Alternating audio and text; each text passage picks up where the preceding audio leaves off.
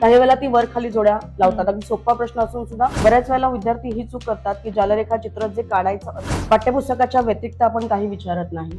आणि तरी 7 निबंध प्रकार आपल्याला पुस्तकामध्ये दिलेले आहेत. त्या निबंध प्रकाराच्या व्यतिरिक्त आपल्याला निबंध येत नाही.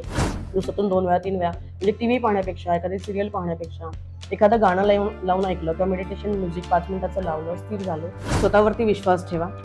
आत्मविश्वास खूप महत्वाचा आहे. जे काही लिहाल ते खूप सुंदर प्रकारे मांडण्याचा प्रयत्न करा, कारण तो तुमचा विचार असणार आहे. ते तुमच्या शिक्षकांना विचारा, त्यांच्या जवळ जा. बऱ्याच वेळेला विद्यार्थी घाबरतात, तसं करू नये. शिक्षक आपला चांगला मित्र असतो आणि 10वीचे शिक्षक नक्कीच आपले खूप छान मित्र असतात आणि ते आपल्याला नक्कीच मदत करतात. नमस्कार मंडळी, मी चैताली तुमचं पुन्हा एकदा ओन्ली मानिनीमध्ये खूप खूप स्वागत करते. परीक्षा माझी 10वीची या विशेष भागामध्ये आजचा विषय असणार आहे संस्कृत. तर संस्कृत या विषयावरती मार्गदर्शन करण्यासाठी आज आपल्यासोबत आहे डॉक्टर बेडेकर विद्या मंदिरच्या शिक्षिका सई दडपे मॅडम.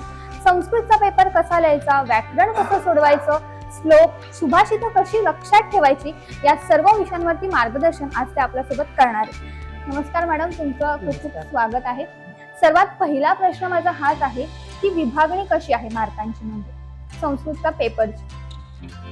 संस्कृत हा तसा 100 मार्काचा पेपर, पूर्ण संस्कृत, ज्यामध्ये 80 मार्काचा लेखी पेपर आणि 20 मार्काची तोंडी परीक्षा, अशा प्रकारचं विभागणी त्यामध्ये असते.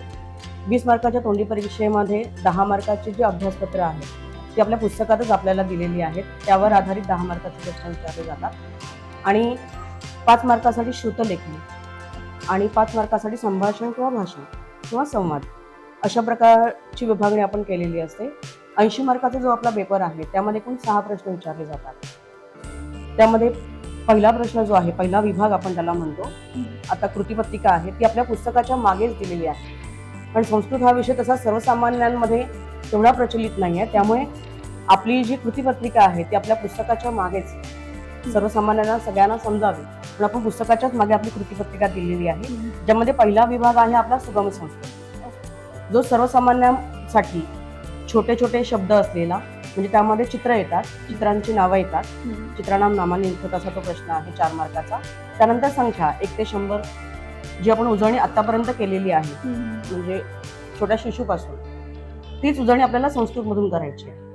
त्यामुळे त्यावर 2 मार्काचा प्रश्न असतो. आणि नंतरचा समय, समय म्हणजे आपल्याला घड्याळ दिलेलं असतं आणि घड्याळामध्ये 4 भाग, पूर्ण, सपाद, सार्ध, पादोन, आणि त्यामध्ये मग 5 ने अधिक, 10 ने अधिक, 55, 50 अशा प्रकारची विभागणी आपण त्यामध्ये करतो.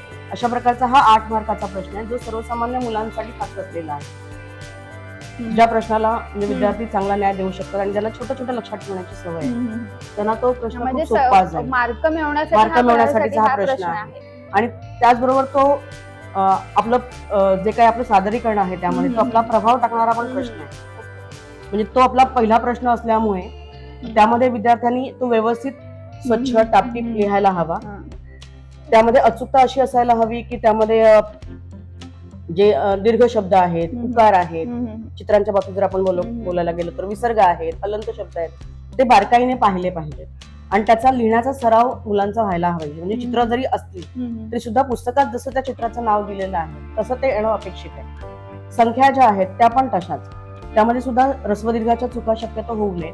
समय लिहिताना अगदी हुशार जी मुलं आहेत ती सुद्धा काही वेळेला घड्याळ काढताना किंवा म्हणजे जोड्या लावा हा समय मेलना हा प्रश्न असतो त्यामध्ये, आणि जोड्या लावताना कदाचित काही वेळेला ती वर खाली जोड्या लावतात. अगदी सोपा प्रश्न असून सुद्धा त्यामध्ये चुका होतात. त्यामुळे व्यवस्थित मन स्थिर करून तो प्रश्न लिहिला गेला पाहिजे, कारण तो आपला पहिला प्रश्न आहे. त्यानंतर दुसरा प्रश्न आहे गद्य, जो 20 मार्काचा आपला असतो. त्या गद्यामध्ये एकूण 4 आपल्याला 7-7 मार्काचे 2 विभाग आहेत, 2 गद्य त्यामध्ये दिलेले असतात. हा उतारा जो असतो तो पण पुस्तकामधला असतो 7 मार्काचा, आणि दुसरा जो उतारा आहे तो सुद्धा पुस्तकातलाच असतो.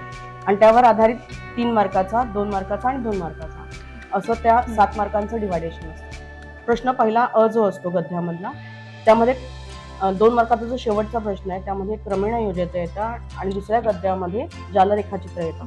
बऱ्याच वेळेला विद्यार्थी ही चूक करतात की जालरेखाचित्र जे काढायचं असतं ती फक्त नावच लिहून ठेवतात, त्या बाजूचा जो चौकोन वगैरे असतो किंवा रिकाम्या जागा ज्या असतात त्यांना अंडरलाईन न करणं, या चुका सामान्य म्हणजे हुशार मुलांकडून सुद्धा या चुका होतात. तर तो गद्याचा प्रश्न लिहिताना तो व्यवस्थित लिहिला गेला पाहिजे. पहिला अ गद्य, नंतर आ गद्य, त्यानंतरचा 2 मार्काचा जो प्रस्तावनेचा किंवा उत्तराचा आहे, माध्यम भाषा या उत्तर लेख होतं, त्यामध्ये तो पहिल्यांदा सुरुवातीला प्रस्तावना आली पाहिजे, मध्य उत्तर आलं पाहिजे आणि त्याचं शेवट कन्क्लुजन झालं पाहिजे. प्रस्तावना म्हणताना तो कोणत्या पाठातून घेतलेला आहे आणि त्याचा सार काय आहे किंवा त्या पाठाची थीम काय आहे ती त्यामध्ये लिहिणं अपेक्षित आहे. मग तुमचं मुख्य उत्तर येईल आणि मग शेवट कशा प्रकारे काय करता येईल किंवा कशासाठी उत्तर त्याचं शेवट त्याचा व्हायला हवा. म्हणजे त्याला 2 मार्क आहेत तरी सुद्धा विद्यार्थी स्वमत लिहिताना त्यामध्ये बऱ्याच चुका होतात, म्हणजे सराव करत नाहीत. धड्याखालचे जे प्रश्न बहुतेक आहेत सगळे माध्यम भाषा उत्तर, त्यासाठी त्यांनी त्याचा सराव करायला पाहिजे. हे प्रश्न आपल्याला धड्याखालीच दिलेले असतात. पाठ्यपुस्तकाच्या व्यतिरिक्त आपण काही विचारत नाही. स्वाध्याय धड्याखाली दिलेला असतो. पाठ्यपुस्तक वाचणं यासाठी खूप गरजेचं आहे, पण पाठ्यपुस्तक वाचताना विद्यार्थी दिसत नाही. हा खूप मोठा दोष हुशार मुलांमध्ये पण दिसतो, तो व्हायला नको. आणि त्यामुळे गद्य पूर्णपणे आपल्या पुस्तकातलंच विचारलं जाणार आहे, त्यामुळे पाठ्यपुस्तकाचा धड्यांचा सराव विद्यार्थ्यांनी करणं खूप गरजेचं आहे. त्यानंतर 4 मार्काचा जो त्यामध्ये प्रश्न आहे गद्यावरती, तो भाषांतराचा आहे, ज्यामध्ये नाट्यसबक विचारलं जाणार आहे, त्याचबरोबर नदीसूक्त विचारलं जाणार आहे. त्यामुळे प्रत्येक ओळीचं, प्रत्येक शब्दांचं भाषांतर झालं पाहिजे. सरळ अर्थ जरी तो असला तरी सुद्धा खूप अर्थ लिहून अपेक्षित नाही, अचूकता त्यामध्ये असायला हवी आणि छोट्या छोट्या शब्दाचा अर्थ त्यामध्ये लिहिला गेला पाहिजे. त्यावेळेला एखादा शब्द विद्यार्थी खाऊन टाकतात जो त्यामध्ये मेन असतो आणि तिथेच हुशार विद्यार्थ्यांचे मार्क जातात, म्हणजे थोडक्यासाठी मार्क जातात. त्यामुळे प्रत्येक ओळीचं आपल्याला भाषांतर येत आहे की नाही, आपल्याकडे असलेलं भाषांतर आणि आपल्याकडे असलेलं टेक्स्ट दोन्ही मॅच करून आपल्याला प्रत्येक ओळीचं भाषांतर जमतंय की नाही याचा एकदा सराव विद्यार्थ्यांनी करायला हवा. त्यानंतर येणारा जो तिसरा प्रश्न आहे, तिसरा विभाग आहे, तो पद्यावर आहे. पद्यावरती लिहिताना पहिल्या 4 ओळीचा पद्यांश विचारला जाणार आहे. आपल्याला एकूण 6 पद्य आहेत. सुक्ती सुद्धा आहे, युग्ममाला आहे, चित्रकाव्यम आहे. हे पाठांतरासाठी आहे. जटायू शौर्य जे आहे ते टेक्स्टसाठी आहे किंवा आपल्याला पद्यांशामध्ये पण विचारलं जाऊ शकतं. वाचन प्रशंसा आणि मानवता धर्म हे जे 2 आहेत ते भाषांतरासाठी आहेत. हे पुस्तकामध्ये अनुक्रमणिकेमध्ये दिलेलं असतं तरी सुद्धा विद्यार्थी गोंधळतात. म्हणजे सुक्ती सुद्धा भाषांतराला आहे का असा प्रश्न असतो, चित्रकाव्यम भाषांतराला आहे का, ते आहे पण कशासाठी, जो माध्यम भाषा उत्तर आहे त्यासाठी ही सगळी पद्य असणार आहेत. पण भाषांतर म्हटल्यानंतर वाचन प्रशंसा आणि मानवता धर्म हे दोनच अचूकतेने करणं अपेक्षित आहे. आणि कंठस्थ म्हटल्यानंतर सुक्ती सुद्धा, युग्ममाला आणि चित्रकाव्यम हे करणं अपेक्षित. त्यामुळे हा महत्वाचा फरक विद्यार्थ्यांनी जाणून घ्यायला पाहिजे की ही 3 जे आहेत ती कंठस्थी करण्यासाठी म्हणजे लिहिण्यासाठी येतील आणि हे 2 जे आहेत ते भाषांतरासाठी असतात. त्यामुळे या गोष्टींकडे लक्ष दिलं पाहिजे. लेखन कौशल हा जो चौथा आपला विभाग आहे, त्यामध्ये धातुनाम, अव्ययनाम वाक्य आपल्याला तयार करायची, जी आपल्याला 8वीच्या पुस्तकात पण होती, 9वीच्या पुस्तकात पण होती आणि 10वीला पण तीच आहे. पण विद्यार्थी काय करतात की 8वीला तेव्हा लक्ष देत नाहीत, 9वीचा वेळ त्यांचा थोडासा असाच जातो आणि 10वीला आल्यानंतर मग त्यांना जाग येते की आपल्याला हे सगळं करायचंय. त्या वाक्यांचा सराव, त्या विभक्तींचा सराव व्हायला पाहिजे. मुख्यतः समजा आता नमः या अव्यय आहे, त्यामध्ये नमः या अव्यय आल्यानंतर त्याला चतुर्थीची अपेक्षा आहे. मग गणेशाय नमः आपण चतुर्थी वापरतो, ज्याला नमस्कार त्याची चतुर्थी. पण विद्यार्थी नेमकं नमःला अंडरलाईन करतात, जे चतुर्थी केलेली आहे गणेशाय त्याला अंडरलाईन करतच नाही. किंवा रामः वनम गच्छति, जर गच्छति जाणे हे जेव्हा आहे तर जिथे जातो त्याची द्वितीया, मग वनमला अंडरलाईन व्हायला हवी, ते गच्छतीला अंडरलाईन करतात. या महत्वाच्या चुका हुशार विद्यार्थ्यांकडून सुद्धा होतात. हातचे जे मार्क आहेत ते थोडक्यासाठी त्यांचे जातात. निबंध हा प्रश्न आहे. निबंध हा प्रश्न करताना काळाचा गोंधळ घालतात आणि तरी 7 निबंध प्रकार आपल्याला पुस्तकामध्ये दिलेले आहेत. त्या निबंध प्रकाराच्या व्यतिरिक्त आपल्याला निबंध येत नाही. म्हणजे त्यांनी जर दर महिन्याला एक निबंध जरी केला असता तरी आतापर्यंत 7 निबंध त्यांचे झाले असते. आपण ही तयारी करून घेतो, म्हणजे प्रत्येक शिक्षक निबंधाची तयारी उत्तम प्रकारेच करून घेतो. चित्रवर्णन, त्याला संस्कृतात अनुवाद पण हा त्यामध्ये एक प्रश्न आहे. चित्रवर्णन हा एक त्यामध्ये प्रश्न आहे. म्हणजे धातुनाम अव्ययनामला संस्कृतात अनुवाद हा और प्रश्न आहे, निबंधाला और चित्रवर्णन आहे. चित्रवर्णन जे आपल्याला दिलेलं असतं त्यामध्ये कर्ता शब्द दिलेले असतात, क्रियापद दिलेली असतात आणि त्यांचा योग्य मेळ घालणं त्यांना जमलं पाहिजे. त्यानंतर अस्ति आहे, वर्तते आहे किंवा विद्यते आहे, म्हणजे एकवचनीसाठी आपण कोणती क्रियापद वापरणार आहोत, बहुवचनीसाठी कोणती क्रियापद वापरणार आहोत, 3-3 शब्दांची वाक्य, अशी 7-8 वाक्य जर त्यांनी व्यवस्थित लिहिली, शब्द दिलेले आहेत ते शब्द फक्त तुम्हाला इकडे तिकडे दोन्ही बाजूला लिहायचे आहेत, क्रियापद तुम्हाला दिलेली आहेत, तिथं तुम्हाला कर्ता आणि कर्म त्यामध्ये टाकायचं आहे. त्यामुळे अशी 2-3 शब्दांची वाक्य जर त्यांनी लिहिली, त्याचा सराव केला तर होऊ शकेल. आपल्या पुस्तकात पण काही चित्र दिलेली आहेत, त्यांचा सराव केला तर होऊ शकेल. 7 जे निबंध दिलेले आहेत. मग मम प्रिय उत्सव आहे, मम प्रिय खग आहे, मम प्रिय भाषा आहे, मम प्रिय पुस्तकम आहे, किंवा मम प्रिय कवी आहे, मम प्रिय नेता आहे. त्यावरती बरेच व्हिडिओज पण उपलब्ध आहेत. आपले स्वतःचे पण व्हिडिओ आहेत. आम्ही शिक्षकांनी पण करोना काळात बरेच असे व्हिडिओ बनवले विद्यार्थ्यांपर्यंत पोहोचण्यासाठी. मग त्यांनी त्यातली पण सोपी वाक्य जर वापरली तशी 7-8 वाक्य येणं अपेक्षित आहे. त्याचं प्रेझेंटेशन उत्तम तऱ्हेने व्हायला पाहिजे निबंध. म्हणजे कसाही लिहून तो चालणार नाही, किंवा शुद्ध लेखनासारखी 5 वाक्य लिहायचे म्हणून ती अशी लिहिली तर नाही. ते स्टेप बाय स्टेप जर वाक्य खाली आली, त्याचं जे टायटल आहे ते जर हायलाइट झालं वर, तर एक प्रेझेंटेशनचा भाग येतो. आपण जेव्हा 80 पैकी 80 ला जाणार आहोत तेव्हा आपला पेपर हा उत्तम आदर्श उत्तरपत्रिका असायला पाहिजे. त्यामुळे सादरीकरण सुद्धा खूप महत्वाचं आहे. आणि सादरीकरणासाठी सराव. मग त्यांनी जी बोर्डाला अपेक्षित मोठी उत्तरपत्रिका आहे ती उत्तरपत्रिका घेऊन कमीत कमी 3 ते 5 पेपर, जास्तीत जास्त 5, कमीत कमी 3 पेपर त्यांनी सोडवून स्वतः पाहायला पाहिजे. कारण जोपर्यंत तुम्ही सराव करत नाही तुम्हाला लेखनाची एक स्टाईल येते. आणि मग तुम्ही त्याचबरोबर आता हे प्रश्न सोडवताना आपला 5वा जो प्रश्न आहे भाषा अभ्यासाचा प्रश्न, ज्यामध्ये 8 मार्काच्या तालिका असणार आहेत, ज्या सुद्धा 8वी 9वी 10वी वरती अपेक्षित आहेत. 8वीच्या 2 म्हणजे 2 नामं त्यामध्ये असतील, 9वीचा 1 असेल आणि 10वीचा 1 असेल. मग त्यामुळे 8वीचा बेस पक्का असल्याशिवाय हा भाग होणंच शक्य नाही. म्हणजे प्रत्येक वेळेला 8वीला जे शिकवतात ते शक्यतो 10वीला शिकवतात. त्यामुळे 8वीला हा भाग सांगितलेला असतो, टिकमार्क करून दिलेला असतं की हे करायचं, हे करायचं, हे करायचं, 10वीला अपेक्षित. पण त्यावेळेला विद्यार्थी ते करत नाही. जरी नाही झालं तरी सुद्धा मग स्वरांत नामं आहेत, व्यंजनांत नामं आहेत, ज्याचं एकवचन वेग आहे पण द्विवचन आणि बहुवचन बरंचसं साम्य आहे. म्हणजे तृतीय चतुर्थी पंचमी भ्याम भ्याम भ्यामच आहे, षष्टी सप्तमी योहो योहोच आहे. किंवा इकडे जर बहुवचन पकडलं तर भेव भेव भेवच आहे, आम आहे आणि सुअर. हे जर कॉमन लक्षात ठेवलं स्मरण शक्ती की हे सगळीकडे सारखंच असणार. मग ते स्वरांत नामं असू दे किंवा व्यंजनांत नामं असू दे. म्हणजे आपण जर ते टेबल बघितलं तर आपल्याला कळतं की अरे हे इथे सोपं आहे. पण मुलं काय करतात, खूप बाऊ करतात की नाहीच जमत आहे. सर्वनामं सुद्धा अस्मद आहे, युष्मद आहे, तद आहे, ही 8वीला होऊन गेलेली आहे, तीच पुन्हा रिपीट होत आहेत. त्यामध्ये काहीच फरक पडत नाही. जो विशेषणांचा तक्ता आहे तो 78 पान नंबर वरती जून पासून दिलेला आहे, पण ते विद्यार्थी पाहत नाही. आणि मग जी पहिली 2 नामं आहेत ती तकारांत आहेत, सॉरी विशेषण आहेत ती तकारांत आहेत. दुसरी जी आहे ती यतव्य अनिय आहे. नंतर जी आहेत त्यामध्ये आनमान अतप्रत्यय आहे. इतकं सोपं आहे ते की पहिल्या टेबलमध्ये काय लावायचं, दुसऱ्या टेबलमध्ये काय लावायचं, तिसऱ्या टेबलमध्ये काय लावायचं, हे जर त्यांनी ठोकताळे लक्षात ठेवले की पहिलं त आणि तवत आहे, मग यतव्य अनिय आहे आणि मग अनमानत आहे, ते टेबल त्यांना चांगल्या प्रकारे जाईल. क्रियापदांचा जो भाग आहे त्यामध्ये सुद्धा 2 लकार 8वीला झालेत, 2 लकार 9वीला झालेत, 2 लकार 10वीला आहेत. म्हणजे वर्तमान काळ आहे पूर्वीचा, भूतकाळ आहे, त्यानंतर आज्ञार्थ विद्यार्थ आहे 9वीला, आणि नंतर परोक्ष आणि भविष्य आहे. जर आताच्या पूर्वीच्या भाषेत बोलायला गेलं तर त्या वेळेला त्यांनी जर ते लकार व्यवस्थित केले तर ते प्रत्यय व्यवस्थित केले, 1 ते 10 गणांपर्यंत कोणतं विकरण त्याला लागतं हे जर लक्षात ठेवलं तर क्रियापद तालिका सुद्धा त्यांना चांगल्या प्रकारे सोप्या जाऊ शकतात.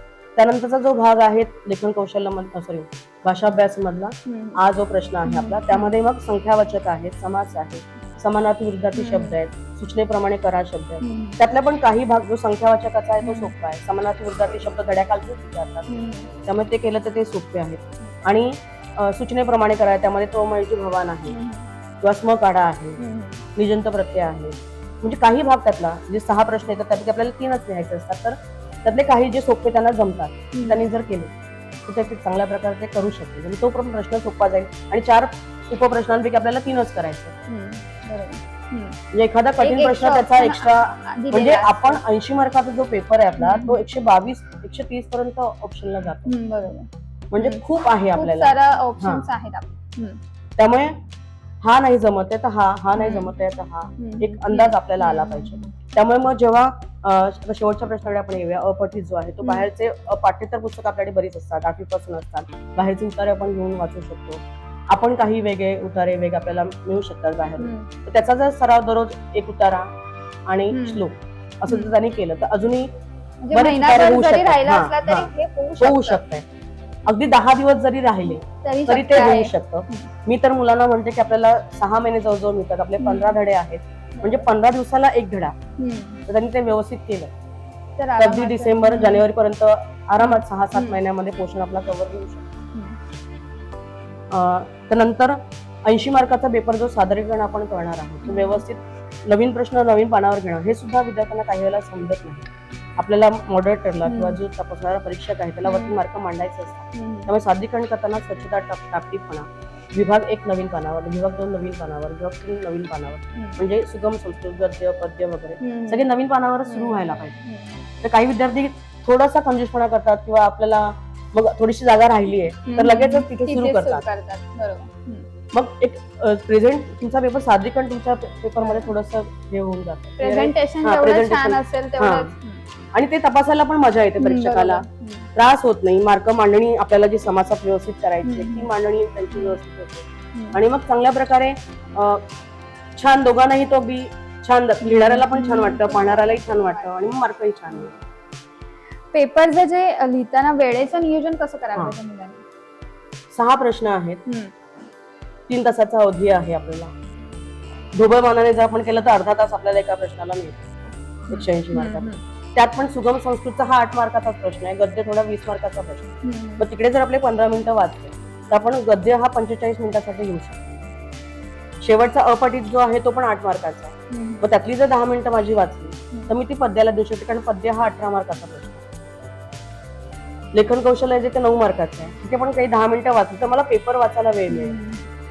म्हणजे जर 15 मिनिटं, 45 मिनिटं, 40 मिनिटं, नंतर अर्धा तास किंवा 20 मिनिटं लेखन कौशल्याला, त्यानंतर पुन्हा 30 मिनिटं भाषाचा जो व्याकरणाचा प्रश्न आहे त्याला, आणि शेवटच्याला पुन्हा 20 मिनिटं. असं एक नियोजन केलं तर 10 मिनिटं एक्स्ट्रा व्यवस्थित मिळतात, ज्यामध्ये विद्यार्थी पूर्ण पेपर वाचू शकतो. पहिली जे 10 मिनिटं घेते तर पेपर स्थिर होऊ शकतो. कारण पेपर लिहिताना विद्यार्थी स्थिर असणं खूप गरजेचं आहे. कारण माइंड जर तुमचं स्थिर नसेल, मी बऱ्याच वेळेला मुलांना बघते आल्यानंतर ते अगदी खूपच अस्थिर असतात आणि त्या मोबाईलच्या युगामध्ये ती बरीच अस्थिर झाली आहे किंवा घाबरलेली पण असतात. मग त्यामुळे पहिल्यांदा स्थिर होणं, कारण खूप वेळेला असं दिसतं ना की विचारलाय एक आणि मुलांनी लिहिलंच एक. प्रश्न लिहायला सांगितले 2 आणि लिहिला एकच. अगदी म्हणजे मला श्लोकांमध्ये पण सापडतं की आपले जे पद्यावरचा प्रश्न आहे, सुभाषित पूर्ण व शुद्ध लिहा, मोठ्या 4 मार्कांचा एक श्लोक लिहायचा आहे, 2 ओळींचा एक श्लोक लिहायचा आहे. त्यामध्ये मग काही वेळेला 2 ओळींचे 2 लिहून मोकळे होतात. प्रश्न काय, क ख पैकी 1, ग घ पैकी 1.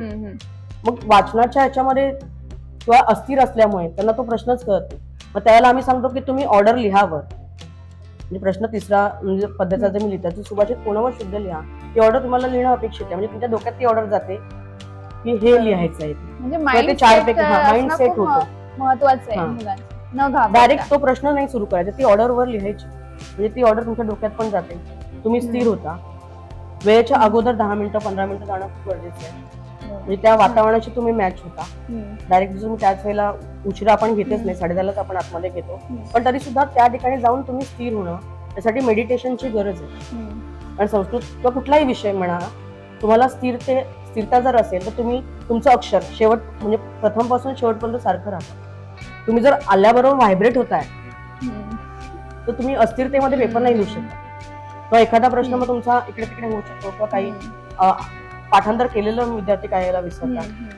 बऱ्याच गोष्टींचा ताणतणाव विद्यार्थ्यांमागे असतो आणि त्यामुळे आत्ताच्या काळामध्ये या 3 महिन्यामध्ये त्यांनी मेडिटेशन करणं पण खूप गरजेचं आहे. म्हणजे 5 मिनिटं का होईना, दिवसातून 2 वेळा 3 वेळा, म्हणजे टीव्ही पाहण्यापेक्षा, एखादी सिरियल पाहण्यापेक्षा एखादं गाणं लावून ऐकलं किंवा मेडिटेशन म्युझिक 5 मिनिटाचं लावलं, स्थिर झाले तर ते चांगल्या प्रकारे. मगाशी बोललात की 8वीचाच प्रश्न पुन्हा एकदा, म्हणजे 10वीला तोच अभ्यासक्रम आहे, तर अशा विद्यार्थ्यांसाठी तुम्ही काय सांगाल? म्हणजे 8वीचा कच्चा बेस राहिलाय, आता महिनाभरच राहिलाय, तर असे काही प्रश्न आहेत का किंवा असे काही नामं आहेत का जे आताही करून मार्क्स मिळू शकतात म्हणजे मुलांना? देवमाला वन आहे जे आपण 8वीला पुन्हा करतो. अस्मदुष्मत तद आहे सर्वनामामध्ये, पण 2-2 येणारच आहेत प्रत्येकात, ते होऊ शकतं. विशेषणांचा जो गट आहे जो तुम्हाला मी सांगितला, त तव यतव्य अनिय आणि शेवटी आनमान अन, हे जर लक्षात ठेवलं तर त्यामध्ये पहिल्याला विसर्ग आहे, नंतरला विसर्ग नाही, ह्या सुद्धा अशा काही ठोकता जर त्यांनी लक्षात ठेवलं आणि त्याचा सराव केला तर ते होऊ शकेल चांगल्या प्रकारे. काहींना संस्कृत म्हणजे प्रचंड आवडतं, तर काहींना नावडतीचा विषय असतो, म्हणजे कठीण वाटतं, ग्रामॅटिकल मिस्टेक वगैरे अशा चुका मुलांकडून होतात ज्या क्षुल्लक असतात, तर अशा विद्यार्थ्यांसाठी तुम्ही काही टिप्स? सराव म्हणजे पूर्ण श्लोक न लिहिता जो शब्द चुकलाय तो 3 वेळा लिहा, 5 वेळा लिहा, म्हणजे थोडक्यात वेळही वेळही वाचेल वाचेल असं. आणि पुन्हा पेपर न सोडवता जर तुम्हाला असं वाटतं आता तुम्हाला प्रिलियमचे पेपर तुमच्या हातामध्ये येतील, कुठला प्रश्न तुमचा कठीण जातोय म्हणजे तुम्हाला सुगम संस्कृत कठीण जातोय, गद्य कठीण जातोय, पद्य कठीण जातोय, तेवढाच अभ्यास करा. त्या गद्याचा अभ्यास करा, त्यावरची प्रश्नपत्रिका सोडवा, फक्त गद्यच सोडवा. म्हणजे तुमचा वेळही वाचेल, अर्ध्या तासामध्ये तुमचा तो पेपर होईल आणि तुम्हाला गद्याचे पूर्ण मार्क्स मिळतील. म्हणजे 3 प्रश्न आपले असे आहेत की ज्यामध्ये सुगम संस्कृत आहे, गद्य आहे, त्यानंतर भाषा अभ्यास आहे, लेखन कौशल्य आहे, कपटित आहे, 5 प्रश्न येते. तर आपण त्याच्यामध्ये पूर्ण मार्क काढू शकतो जर आपण ठरवलं तर. त्यामुळे तेवढ्याचाच सराव जर केला सामान्य मुलांनी म्हणजे सुगम संस्कृतचा सराव केला, काही जे सोपे सोपे भाग आहेत त्याचा सराव केला, तर त्यांना चांगल्या प्रकारे मार्क मिळू शकतो. संस्कृत मध्ये अजून एक भाग असतो म्हणजे श्लोक किंवा सुभाषित, तर ती कशी लक्षात ठेवायची? 2 ओळींची जी सुभाषितं आहेत एकतर तुम्ही ती रेकॉर्ड करा स्वतःच्या आवाजामध्ये, ती पुन्हा पुन्हा ऐका. आपण गाणी लक्षात ठेवतो, पुन्हा पुन्हा ऐकून पण ह्या गोष्टी होऊ शकतात. किंवा मोठ्या अक्षरामध्ये तुम्ही जिथे आरसा पाहता, ज्या गोष्टी तुम्ही पुन्हा पुन्हा पाहता त्या ठिकाणी लावून ठेवा. म्हणजे पाहून पाहून पण काही गोष्टी पाठवतात. उदाहरणार्थ समानार्थी शब्द आहेत, विरुद्धार्थी शब्द आहेत, अगदी तालिका सुद्धा तुम्ही मोठ्या माउंटबोर्डवरती लिहा आणि समोर लावून ठेवा. जिथे म्हणजे तुम्ही अभ्यास करायला बसताय तिथे टेबलच्या समोर जरी लावलं तरी ते होऊ शकतं. आणि सराव महत्वाचा, खूप सराव महत्वाचा आहे. आणि व्याकरणाच्या बाबतीत तुम्ही काय टिप्स द्याल? व्याकरणाच्या बाबतीत म्हणाल तर भाषा अभ्यास हा व्याकरणाचा प्रश्न आहे, लेखन कौशल्य हा व्याकरणाचा प्रश्न आहे. त्यांना जो सोपा जातो प्रश्न सध्या तो त्यांनी गेस करावा की आपल्याला काय सोपं जात आहे आणि त्याच प्रश्नाचा अभ्यास करा. उगाच कठीणाच्या मागे लागून आहे हातचं ते पण घालवणं हे योग्य नाहीये.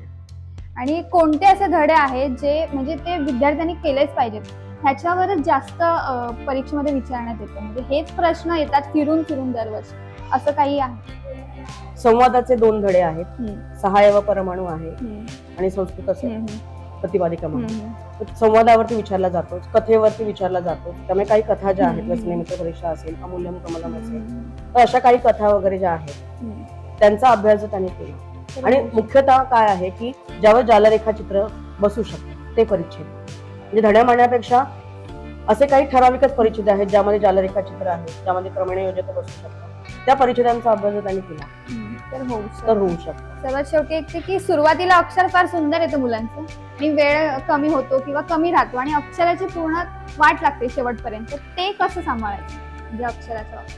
एक अजून करता येईल, अजून आपल्याकडे म्हणजे तसे म्हटलं तर 15-20 दिवस आहेत. आलेख वहीवरती लिहिणं हे एक आपण करू शकतो. आलेख वहीचे आपलं अक्षर किती चौकोनामध्ये बसतं ते वर खाली ओव्हरलॅप होत नाहीये ना, उकार इकार वगैरे ते काही वर खाली मग आपण त्यामध्ये मार्क त्यामुळे निश्चित कळत नाही कसं. एक तर तुम्हाला जर वेळ असेल तर तुम्ही आलेख वहीवरती लिहू शकता. दुसरं असं की तुम्हाला जे आवडतं, म्हणजे असं नाही की तुम्हाला उत्तरच पाठ करायचे म्हटल्यानंतर तुम्हाला उत्तर घेऊन बघणं आवश्यक, पण तरी सुद्धा तुम्हाला मला समजा सूत्रसंचलन आवडतं, मला एखाद्या 4 वेळा आवडतात, मला माइंड माझं रिलॅक्स करायचंय, तर ते पण तुम्ही सुंदर अक्षरात लिहून बघा. टाइमिंग लिमिट लावा, हे मुळात महत्वाचं आहे की आपल्याला 16 मिनिटांमध्ये एक फुलस्केप पूर्ण करायचं आहे. किंवा एक फुलस्केप म्हणजे 20 पानांची आपली उत्तरपत्रिका आहे जी आपल्याला 3 तासात कव्हर करायची. म्हणजे किती स्पीडने आपण जायला हवंय. आपण अनेक चित्रपट पण बघतो, 12वी फेल आपण पाहिला, त्यामध्ये नियोजन आहे लिहिण्याचं, मग वेळ लावून तेवढं ते अक्षर करणं हे पण खूप गरजेचं आहे. सर्वात शेवटी मॅम एकच, संस्कृताचे पेपर विद्यार्थी लिहिणार आहेत, तुम्ही काय सांगाल संस्कृताचे? मी असं सांगेन की स्वतःवरती विश्वास ठेवा. आत्मविश्वास खूप महत्वाचा आहे. आपण जे काही आतापर्यंत केलंय ते खूप छान आहे आणि मला ते खूप छान प्रकारे जमणार आहे. त्यामध्ये माझ्या आईवडिलांचे आशीर्वाद, माझ्या शिक्षकांचे आशीर्वाद, माझा स्वतःचा सकारात्मक विचार हा खूप महत्वाचा आहे. आणि एफर्मेशन सुरू करा. जे मी आतापर्यंत 10-12 वर्षात जी काही मी मेहनत केली आहे ती माझी मेहनत आता फळाला येणार आहे असा स्वतःवरती विश्वास ठेवा. जे काही लिहाल ते खूप सुंदर प्रकारे मांडण्याचा प्रयत्न करा, कारण तो तुमचा विचार असणार आहे, तुमचं लेखन असणार आहे आणि ते समोरच्याला नक्कीच आवडेल असा प्रयत्न माझ्याकडून राहील. आपण करू. शिक्षक, पालक आणि विद्यार्थी जर तिघही जण एकत्र आले तर आपल्याला काहीच कठीण नाही. आणि त्यामुळे ज्या काही अडचणी येतील त्या तुमच्या शिक्षकांना विचारा, त्यांच्या जवळ जा, बऱ्याच वेळेला विद्यार्थी घाबरतात, तसं करू नये. शिक्षक आपला चांगला मित्र असतो आणि 10वीचे शिक्षक तर नक्कीच आपले खूप छान मित्र असतात आणि ते आपल्याला नक्कीच मदत करतात. कुठलाही 10वीचा शिक्षक असा नसतो की जो मदत करत नाही. तर तू आता येऊ नकोस, तर मला सांगता येणार नाही असं म्हणत नाही. प्रत्येकाला स्वतःच्या कर्तव्यांची जाणीव असते आणि प्रत्येक शिक्षक आपल्या परीने उत्तम देण्याचा प्रयत्न करतो. आपल्या विद्यार्थ्याला म्हणजे दोघंही जेव्हा एकत्र येऊन काम करतात, शिष्य आणि गुरु, त्यावेळेलाच दोघं प्रसिद्ध होतात. हे खूप महत्वाचं आहे आणि तुमच्या प्रसिद्धीमुळे तुमच्या शिक्षकाची प्रसिद्धी होणार आहे, तुमच्या आईवडिलांची प्रसिद्धी होणार आहे. त्यामुळे खूप छान अभ्यास होणं खूप महत्वाचं आहे. नक्कीच मॅम, खूप छान मार्गदर्शन. अगदी सोप्या भाषेत तुम्ही आम्हाला सांगितलं की संस्कृतचा पेपर जसा कठीण वाटतो तसा तो नाहीये. जर मुलांनी ठरवलं आणि व्यवस्थित वेटेजप्रमाणे अभ्यास केला तर तो नक्कीच सोपा जाऊ शकतो. आय होप तुम्हाला तुमच्या सगळ्या प्रश्नांची उत्तरं नक्कीच मिळाली असतील. अशाच नवीन विषयांसह आम्ही नक्कीच भेटत राहू तुम्हाला. तोपर्यंत धन्यवाद.